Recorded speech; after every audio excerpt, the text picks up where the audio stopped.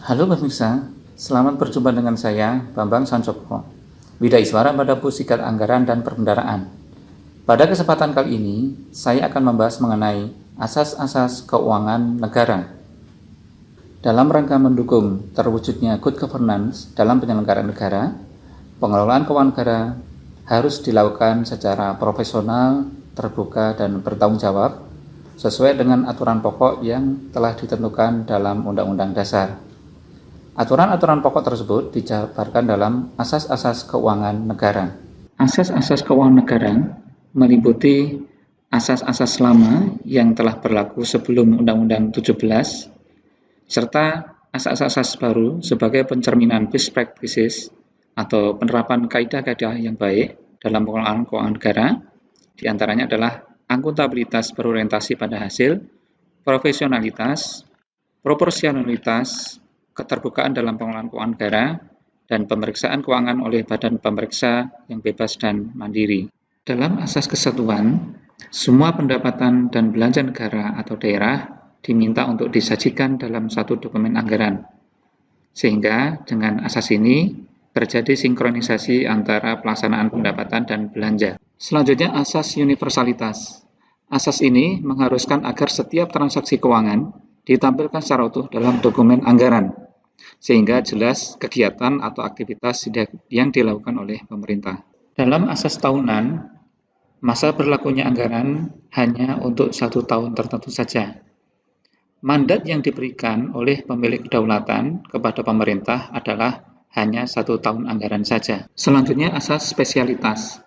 Asas ini mewajibkan agar kredit anggaran yang disediakan terinci secara jelas peruntukannya, sehingga di dalam pelaksanaan anggaran tidak boleh digunakan selain seperti yang tercantum dalam dokumen anggaran. Asas-asas tersebut sudah berlaku sebelum Undang-Undang Nomor 17 Tahun 2003 diterapkan. Selain itu, di dalam Undang-Undang Nomor 17 Tahun 2003 diperkenalkan juga asas-asas baru. Asas yang baru yang pertama adalah akuntabilitas berorientasi pada hasil.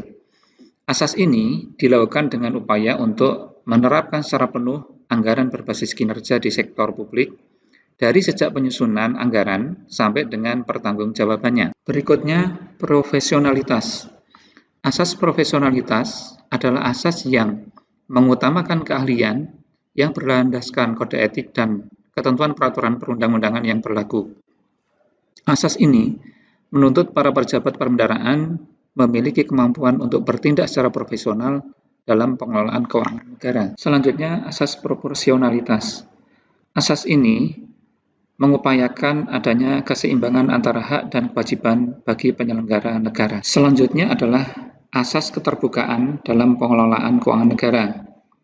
Dalam asas ini, penyelenggara diminta untuk membuka diri terhadap hak masyarakat untuk memperoleh informasi yang benar, jujur, dan tidak diskriminatif tentang penyelenggaraan negara dengan tetap memperhatikan perlindungan atas hak asasi pribadi, golongan, dan rahasia negara.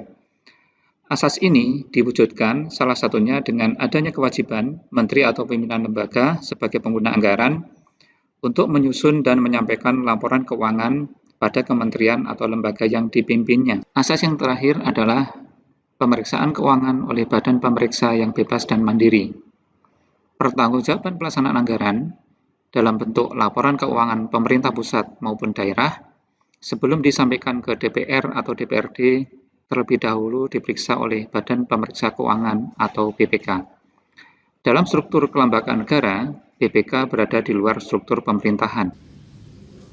Nah, pemirsa, demikian tadi penjelasan mengenai asas-asas keuangan negara. Semoga bermanfaat dan sampai jumpa.